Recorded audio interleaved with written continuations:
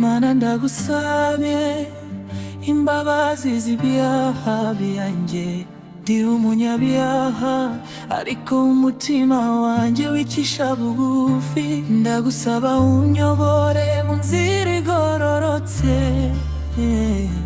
tunsige kandi unyuzuze urumuri rwawe. Iyo nsenga umutima wanjye wumurizwa, amagambo yakura natuma ntekereza ku Mana.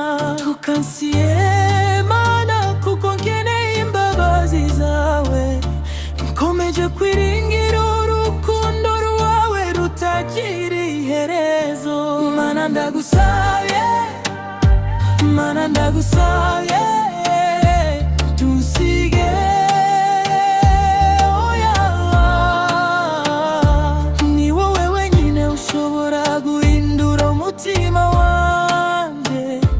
Mana ndagusabye, Mana ndagusabye.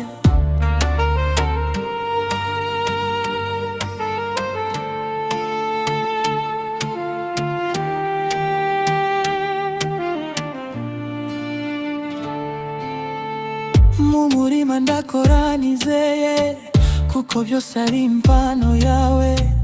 Ibigeragezo n'amakosa byanjye byose ndabishikiriza.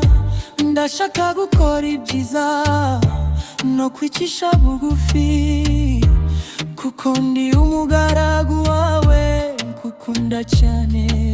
Iyo ngize ibyishimo ndavuga alhamdulillah, iyo mbabaye ngavuga inshallah. Ndukampagarike Mana, komeze kugukorera, komeze urugendo rwa kwiyegereza jana. Ntukareke umutima wacu wicishe bugufi, uduhe imbaraga zo gukora ibyiza. Turi abana bawe, turi abakobwa n'abahungu bawe. Mana ndagusabye, Mana ndagusabye, Mana ndagusabye, Mana ndagusabye.